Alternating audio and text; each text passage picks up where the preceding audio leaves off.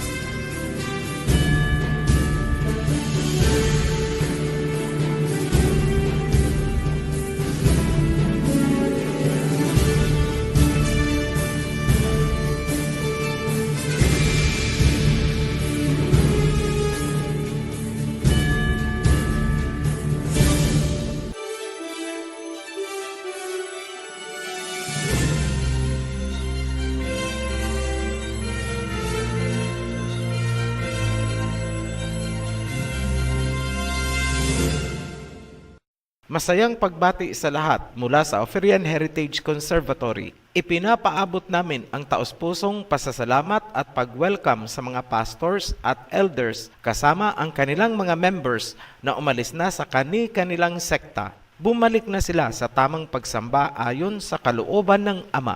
Gusto ko rin endorse sa inyo ang Oferian Testimony Channel kung saan mapapanood ninyo ang mga testimonies ng mga Oferian followers mula sa iba't ibang panig ng mundo. Inilagay po namin ang link sa description sa ibaba lamang nitong video. Para sa mga newly baptized, welcome to the Covenant. Dumako tayo sa main topic nitong video. Aakyat ba talaga sa langit ang mga maliligtas? Saan galing ang doktrinang yan? Unahin natin ang rapture doctrine ng mga Rapturians. Ayon sa kanila, ganito daw ang sunod-sunod ng mga mangyayari. Number 1, bago maganap ang Great Tribulation, ang mga Rapturians ay maglalaho na parang bula sa hangin. Sila ay matransform mula sa physical flesh papunta sa spirit body. Number 2, sinasabi ng mga Rapturians na sila ay aakyat sa langit at mananatili doon sa loob ng 1,000 years habang nagaganap ang Great Tribulation dito sa mundo. So, ibig sabihin, hindi nila mararanasan ang Great Tribulation o matinding kapighatian. Number 3, pagkatapos ng 1,000 years, babalik sila dito sa mundo kasama ang Messiah. Binabasihan nila dito ang Jude chapter 1 verse 14. Number 4, sa kanilang pagbabalik, ang dadatnan nilang mundo ay new earth na, paradise. Istoryahe, yan ang katuruan na ginagamit nila para manghikayat ng mga members. Napapansin nyo ba na puro pahayahay ang turo nitong mga Rapturians? Una, sinisipa nila ang mga kautusan bilang pagsunod kay Pablo.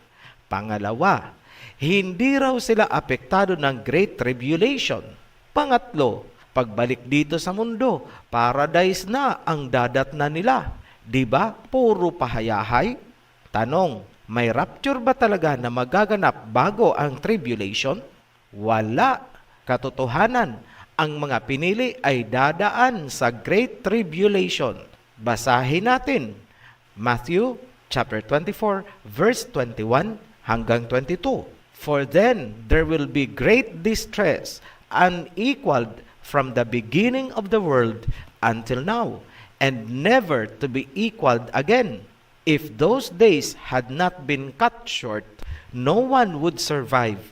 But for the sake of the elect, those days will be shortened. Ganito ang sinasabi. Verse 21, magkakaroon ng matinding kapighatian na walang katulad mula sa simula ng mundo at sa darating na panahon. Verse 22, kung hindi pa iiksiin ang panahon, walang matitira sa mga pinili. Maliwanag, naririto sa lupa ang mga pinili, makakaranas ng great tribulation and persecutions.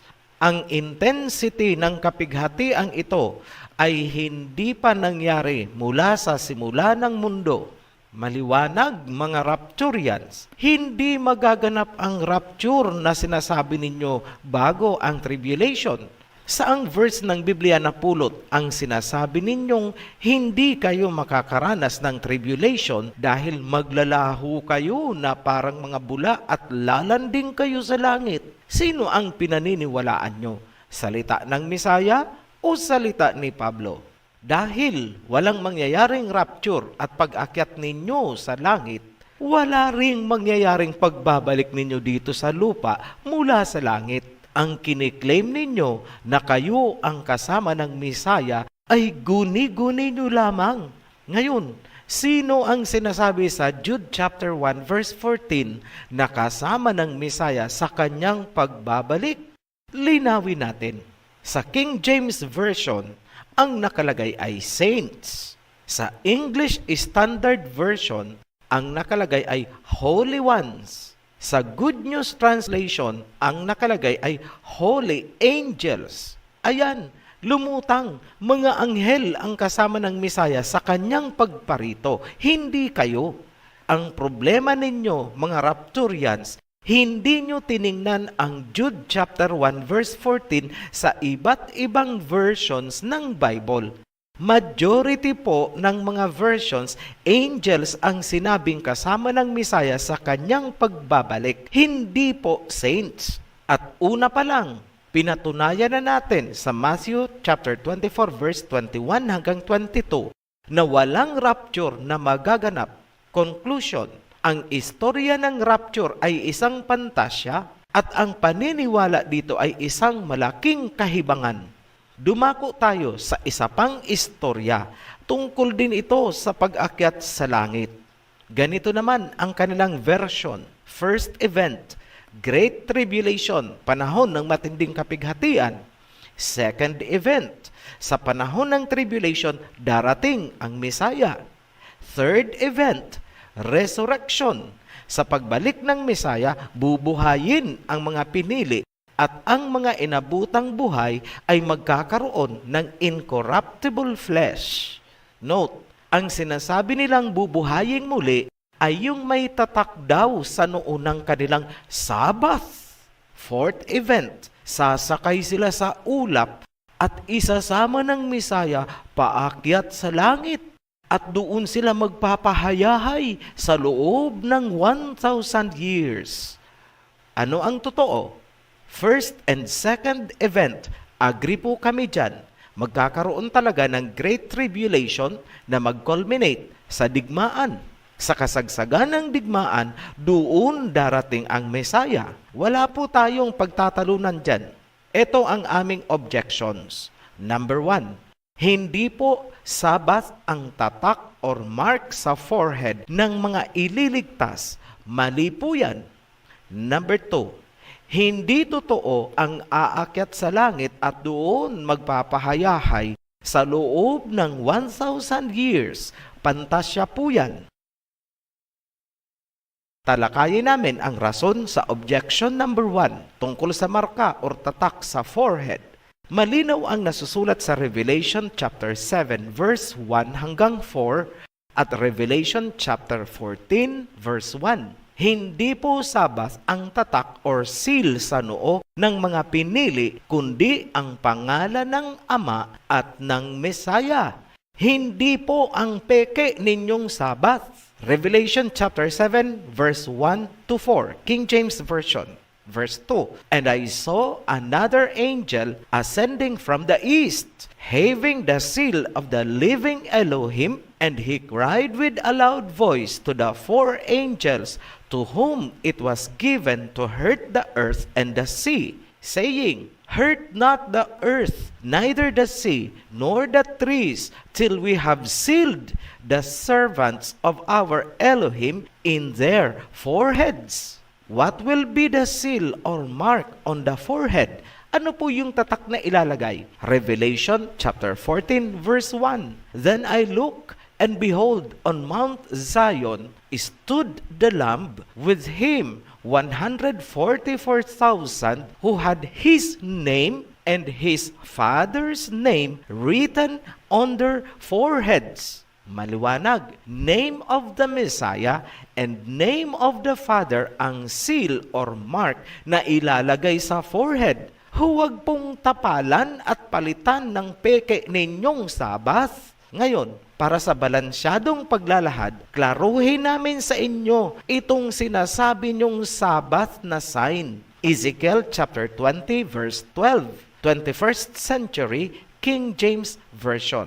Moreover, also I gave them my Sabbaths to be a sign between me and them, that they might know that I am Yahweh who sanctify them. Ito ang mahalagang punto na dapat nating titigan sa verse na yan. Number 1, hindi isang Sabbath ang sign, kundi Sabbaths.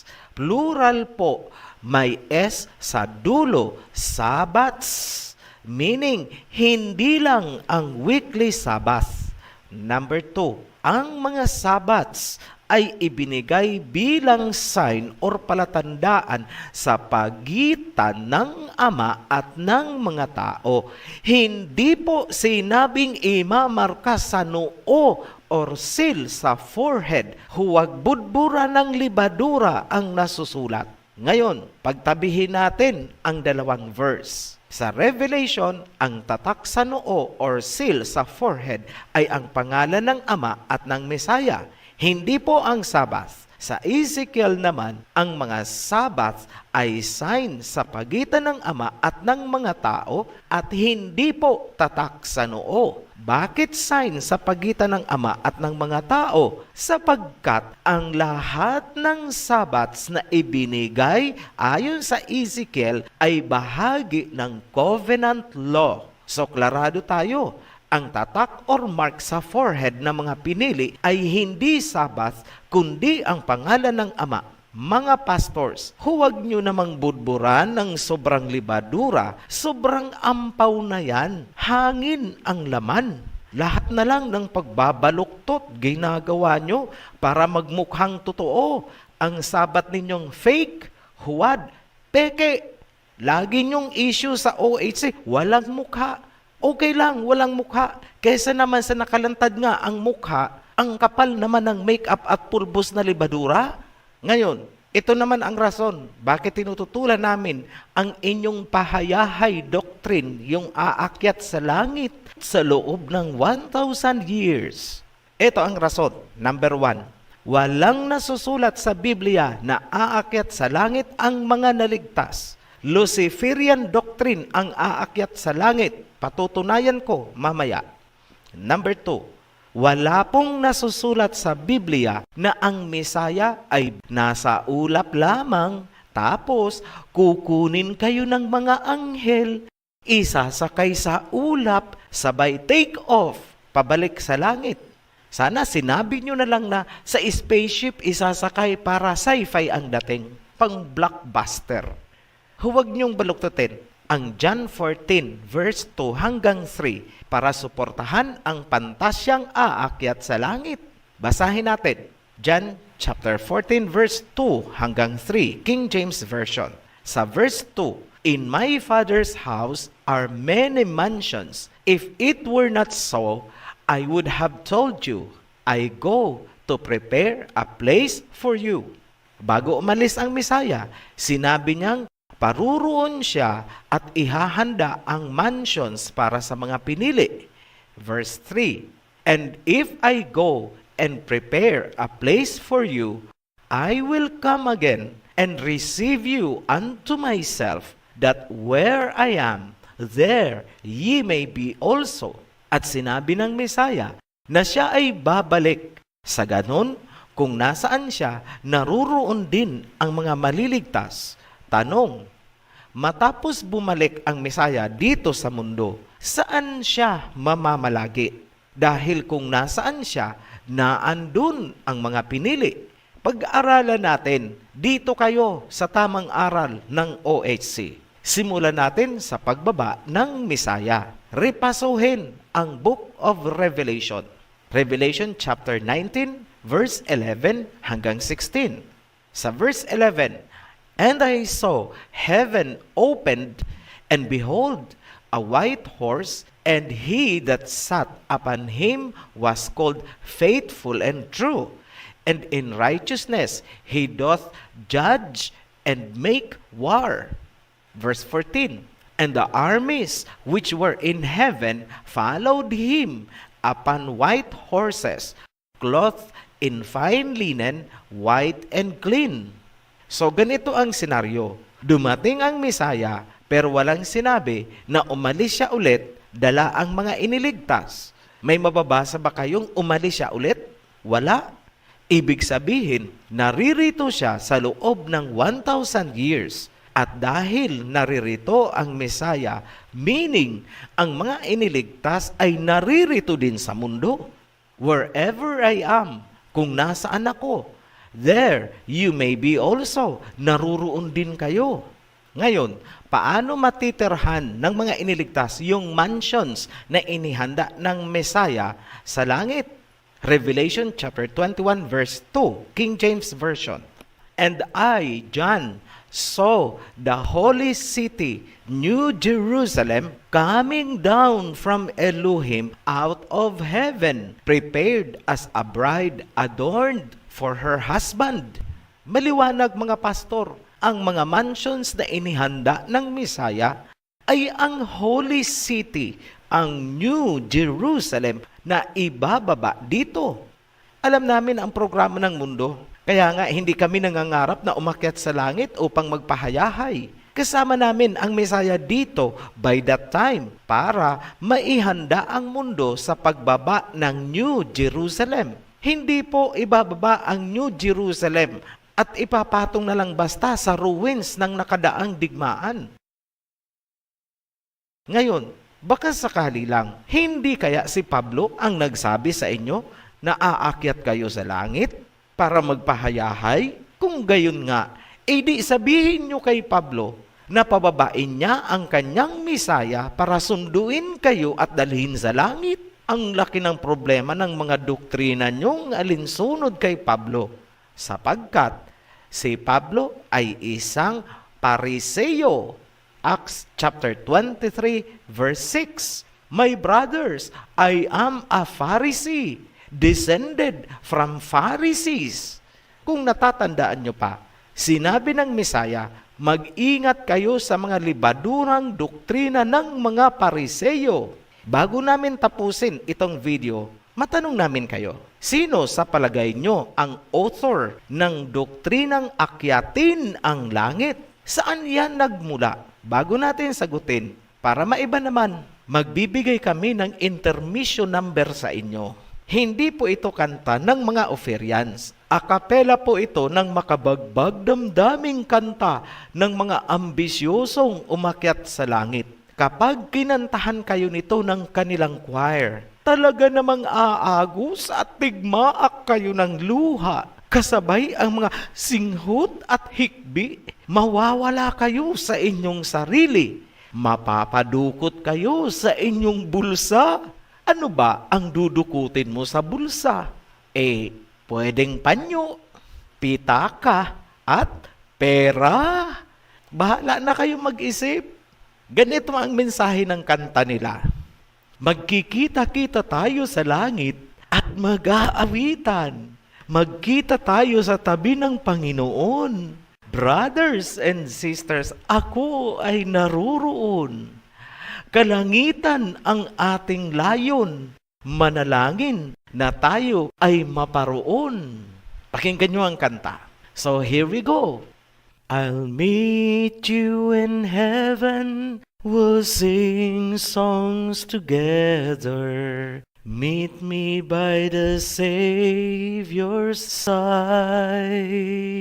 I'll meet you in heaven. We'll sing songs together. Brothers and sisters, I'll be there. Heaven is our goal, to save every soul. Pray that we all will be there. Ngayon, kung gusto nyong mapakinggan yung buong kanta na yan ng kanilang singers, inilagay namin ang link sa description sa ibaba lamang nitong video. Ang title, aakyat sa langit. Tanong, ano ba talaga ang langit or heaven na gusto nilang akyatin? Isaiah chapter 66 verse 1 and Acts chapter 7 verse 49. This is what Yahweh says, Heaven is my throne and the earth is my footstool. Ang langit ay aking trono. Yan ang salita ng Ama kay Prophet Isaiah. Tapos, hinahangad nitong mga sekta na umakyat doon para magpahayahay. Aba, masyado naman kayong feeling entitled. Mahihiya naman sa inyo si Moses. Ngayon, sagutin na natin ang tanong.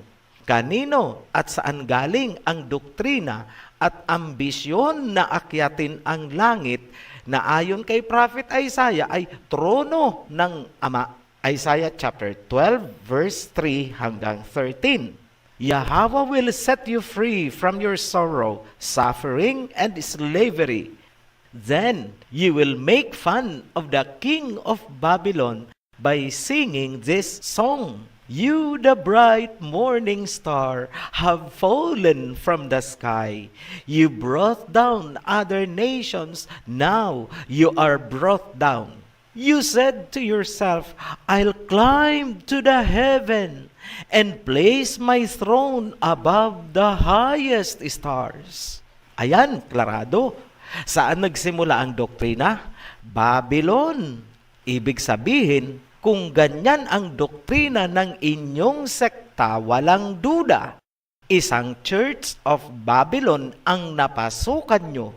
Madadamay kayo sa galit ng Ama. Revelation chapter 18 verse 2 hanggang 5.